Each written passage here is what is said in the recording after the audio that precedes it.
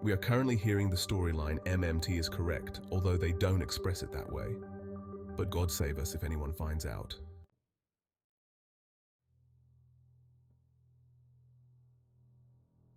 An MMT understanding allows us to appreciate that most choices that are couched in terms of budgets and financial constraints are, in fact, just political choices. Given there are no intrinsic financial constraints on a currency-issuing government, we understand that mass unemployment is a political choice.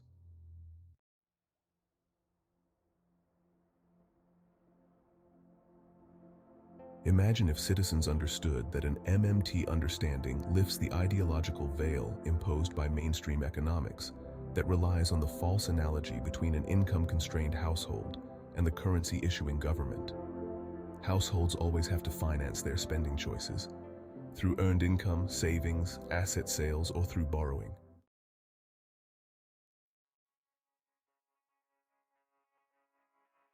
A currency-issuing government spends by instructing its central bank to type numbers electronically into relevant bank accounts. All the elaborate accounting structures and institutional processes that are put in place to make it look as though tax revenue and/or debt sales fund spending are voluntary smokescreens which serve the purpose of imposing political discipline on government spending.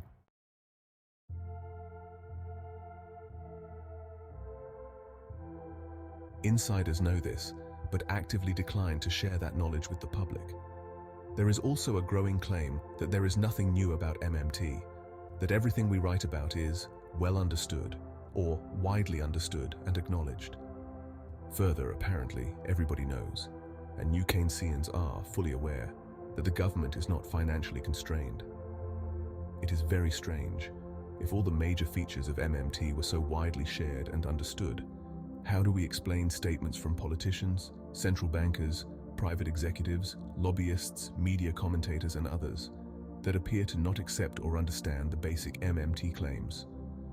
Where in the vast body of macroeconomic literature, mainstream or otherwise, do we see regular acknowledgement that there is no financial constraint, for example? Why is there mass unemployment if government officials understood all our claims?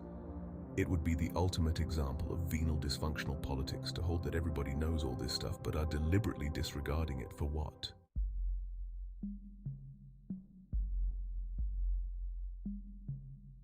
Why do economists still claim that banks lend out their reserves? Why do they think that an asset swap, liquid for near liquid, engineered by the central bank, will provide banks with more funds to lend, as if banks wait around for deposits before they make loans? Why don't papers on banking indicate that loans create deposits, rather than engage in the fiction that it is the other way around? Why do economists still claim there is a monetary multiplier operating when bank reserves respond to broad monetary movements? I could pose hundreds of like questions. I'm not naive. I couldn't answer any of these questions if the claim that everything MMT has proposed is passé in the extreme.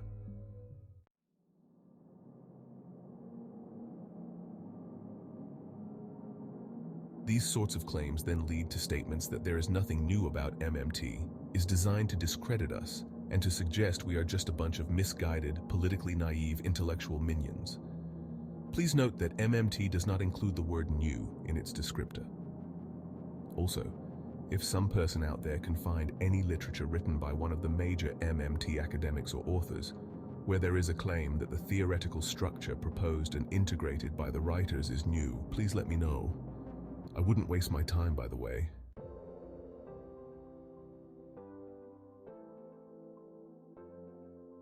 The descriptor of import is modern, which, like all descriptors, can be interpreted in a number of ways. The way the MMT literature discusses the economy and integrates components from banking, the accounts, a deep understanding of the way bond, currency, and labor markets work, is certainly modern. It is clear that MMT writers borrow, absorb, integrate strands of theory dating back to Marx and before. There has never been a denial of that. But there are truly novel aspects of our approach that the vast majority of economists, progressive or otherwise, who are slaves of the textbook framework, still do not understand despite the claims that everything is understood.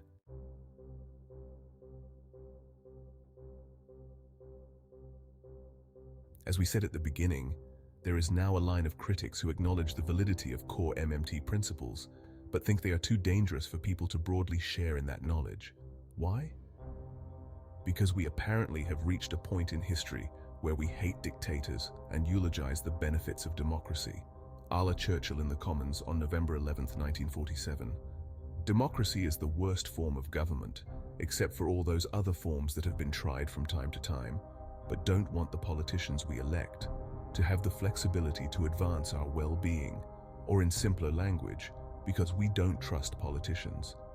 This has been a long-standing view. Remember the famous quote from American economist Paul Samuelson in the interview he did for the film John Maynard Keynes' Life Ideas Legacy, where at the 5250 mark into the film he said,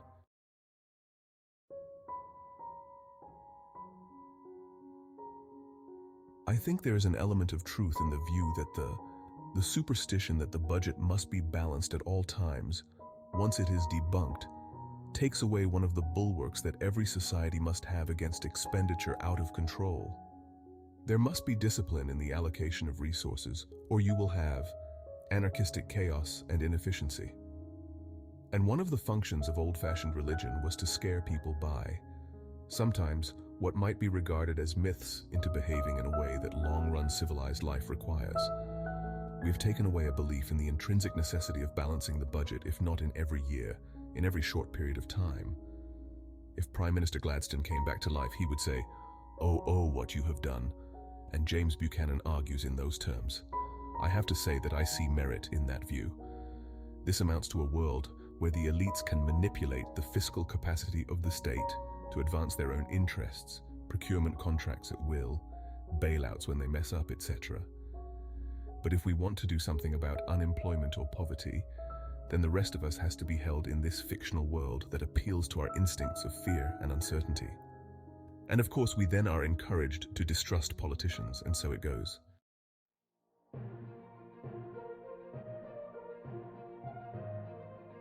My view is that once we expose these myths, more sensible political discourse can take place.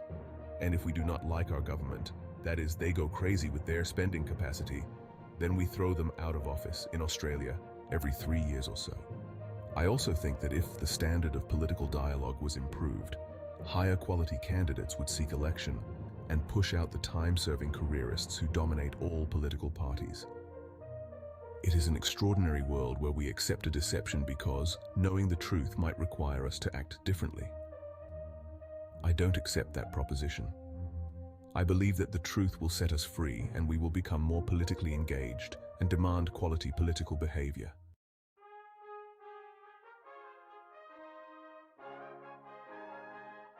So can we trust politicians? We can trust ourselves.